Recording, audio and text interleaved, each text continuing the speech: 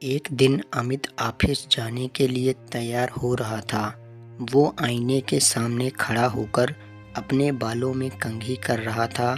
उसकी पत्नी पूजा किचन में गर्मा गर्म पराठे बना रही थी। तभी पूजा का मोबाइल, जो कि टेबल के ऊपर रखा हुआ था, वो बज उठा। अमित ने फ़ोन देखा तो उस पर पूनम लिखा आ रहा था। उसने गंदा सा मुंह बनाया। तभी पूजा की आवाज़ किचन से आई। अमित, मेरा फ़ोन बज रहा है। अरे देखो तो किसका है। अमित, पूनम का है। पूजा, तो उठाओ ना, देखो तो क्या बोल रही है। लेकिन अमित ने पूनम का कॉल नहीं उठाया। इस बीच कॉल डिस्कनेक्ट हो गया।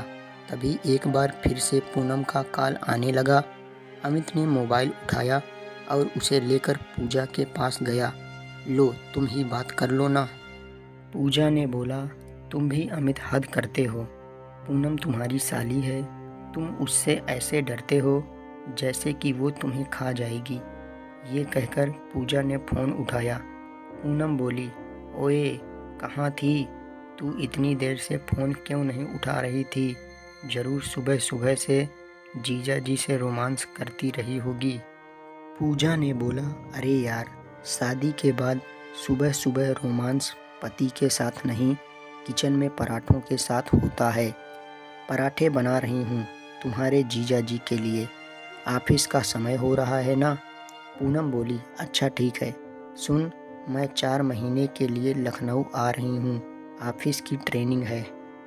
पूजा बोली, सच में तुम आ रही हो? सुबह सुबह तो तुमने मस्त खुशखबरी दी है। आजा, बहुत दिन हो गए तुमसे मिले हुए। यहाँ मिलकर तीनों खूब मस्ती करेंगे। पूनम पूजा की मौसेरी बहन थी। वो दोनों बहनें कम, दोस्त ज़्यादा थीं।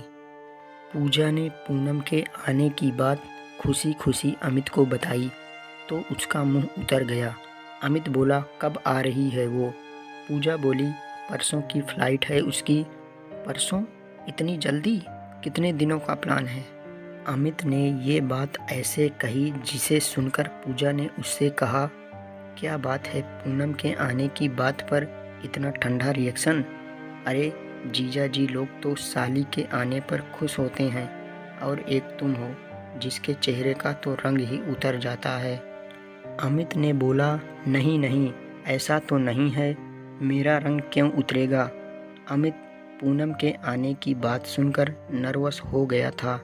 एक बार जब वो कार ड्राइव करके अपने ऑफिस जा रहा था तो उसे पूनम के साथ अपनी मुलाकात याद आ जाती है। ये 2 साल पहले की बात है।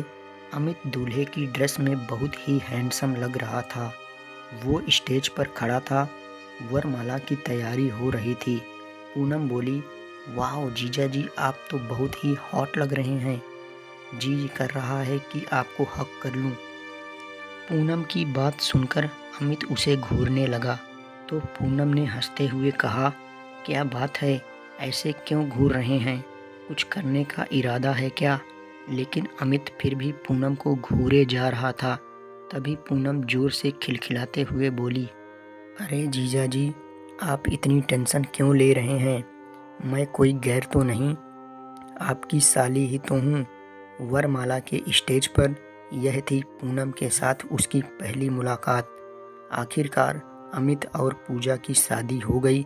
जब वो पूजा को विदा करके ले जाने लगा तो पूनम उसके पास आई और कानों में कहा, क्यों जीजा जी, रात को सोने तो दोगे ना दीदी को, या फिर पूरी रात? पूनम की बात सुनकर अमित को शर्म आ गई। उस मुलाकात में अमित के मन में पूनम की एक अलग ही छवि बना दी। फिर उन दोनों की कभी मुलाकात तो नहीं हुई, लेकिन 1-2 बार फ़ोन पर बात हुई तो पूनम बोली, क्यों जीजा जी, अरे कभी आप भी तो फ़ोन कर लिया करो अपनी प्यारी और हॉट साली को। अमित बोला, जी करूँगा करूँगा। पूनम बोली, कब? रात को? पर रात को तो आप कुछ और कर रहे होंगे ना। फिर पूनम खिलखिलाकर हंसती है। अमित उस दिन ऑफिस में भी अपसेट रहा। खैर, पूनम के आने का दिन आ गया। उदास मन से अमित एयरपोर्ट पहुंच गया। जब वो एयरपोर्ट पहुंचा तो पूनम की फ़्लाइट लैंड कर चुकी थी। वो एयरपोर्ट के बाहर नीले रंग की मिनी स्कर्ट में खड़ी थी। जैसे ही अमित वहाँ पहुँचा, उसने दौड़कर उसे गले से लगा लिया। अमित का दिल जोरों से धड़कने लगा। पूनम बोली, क्या जीजा जी, बहुत तड़पाते हो आप? कहाँ रह गए थे आप? आधे घंटे से आपकी खूबसूरत और हॉट साली आपका वेट कर रही है, और आप हैं कि अब आ रहे हैं? अमित बोला, वो मैं थोड़ा ट्रैफिक में फंस गया था, इसलिए आने में थोड़ा देर हो गई। पूनम बोली, अरे कभी हमारी निगाहों के घेरे में भी फंसिए ना, निकलने का मन ही नहीं करेगा। ये कहकर पूनम फिर से खिलखिलाकर हंस पड़ी और एक बार फिर से अमित के गले लग गई। अमित चुपचाप खड़ा पूनम को देखता रहा। पूनम बोली, क्यों जीजा जी, इसी तरह चिपके रहना है या घर भी चलना है? ये सुनते ही अमित की आंखें शर्म से झुक गईं। कुछ देर बाद पूनम और अमित कार में बैठकर घर की ओर चल दिए। थोड़ी देर बाद वो घर पहुंच गए। घर पहुंचकर पूनम ने जैसे ही पूजा को देखा तो पूनम बोली, ओ माय डार्लिंग, कितनी खिल गई है तू। लगता है जीजा जी खूब प्यार करते हैं तुम्हें। पूजा बोली, तू भी कर ले शादी, तुझे भी तेरा पति खूब प्यार करेगा। पूनम ने कहा, क्या दीदी तुम भी? प्यार करने के लिए शादी की क्या ज़रूरत? क्यों जीजा जी? ये कहकर पूनम ने अमित की ओर देखकर आंख मार दी। अमित इधर उधर देखने लगा। पूनम को आए हुए 2 सप्ताह हो गए थे और इन 2 सप्ताह में उसने कई बार अमित को छेड़ा और कई बार तो उसके साथ ऐसी हरकत की कि उसका मन हुआ वो पूजा को बता दे। 2 दिन पहले की बात है, पूजा घर पर नहीं थी। पूनम बाथरूम में नहा रही थी। तभी उसने ज़ोर ज़ोर से चिल्लाना शुरू किया, जीजा जी, जीजा जी, अरे जल्दी आइए, मुझे बचाइए। अमित उस समय एक बहुत ही ज़रूरी फाइल पर काम कर रहा था, लेकिन उसने जैसे ही पूनम के चिल्लाने की आवाज़ सुनी, वो भागा भागा बाथरूम की ओर गया। पूनम अब भी चिल्ला रही थी, बचाइए बचाइए। पूनम ने बाथरूम का दरवाज़ा खोला। उसके कपड़े पूरी तरह गीले थे और वो एक बार फिर से अमित के गले लग गई। अमित बोला, क्या हुआ, तुम चिल्ला क्यों रही हो? पूनम बोली, जीजा जी, अभी यहाँ पर एक छिपकली थी, वो मुझे घूर रही थी। छिपकली? यहाँ छिपकली कैसे आ गई? वो मुझे पता नहीं, शायद मुझे नहाते देखने का मन हुआ हो उसका। ये कहकर पूनम एक बार फिर से हंस पड़ी। इस पर अमित को उसकी इस हरकत पर बहुत गुस्सा आया। अमित बोला, देखो पूनम, ये सब मुझे अच्छा नहीं लगता, प्लीज़ ये सब मत किया करो। अगर पूजा को पता लग गया तो वो मेरे बारे में क्या सोचेगी? पूनम बोली, दीदी को बोलेगा कौन जीजा जी? पूनम ने ये कहकर एक बार फिर अपनी एक आंख मारी। अमित वहाँ से चला गया, लेकिन पूनम की इन सब हरकतों के कारण अमित बहुत डरा डरा और टेंशन में रहने लगा। एक दिन जब पूजा ने उससे इसका कारण पूछा तो अमित ने बोला कि देखो पूजा, मुझे तुम्हारी बहन का व्यवहार सही नहीं लगता है। वो कुछ अजीब सा मजाक किया करती है, मैं उनमें कंफर्टेबल फील नहीं करता। पूजा बोली, अरे अमित तुम भी ना, अरे वो साली है तुम्हारी, वो नहीं करेगी तुमसे मजाक तो फिर कौन करेगा? हाँ एक बात और, वो हमेशा से ऐसी ही है, उसकी बातों पर इस तरह टेंस हो जाओगे तो फिर हो गया। अमित भी पूजा की बातों को सुनकर चुप हो गया, लेकिन उस रात की घटना ने अमित की चुप्पी तोड़ दी। असल में कुछ दिनों से पूजा की तबीयत ठीक नहीं चल रही थी। उस रात पूजा को दवा देकर अमित गैलरी में टहल रहा था, क्योंकि उसे नींद नहीं आ रही थी। तभी पूनम वहां आ गई और बोली, क्या हुआ जीजा जी, नींद नहीं आ रही है क्या? अमित बोला, हाँ थोड़ा सिर में दर्द है।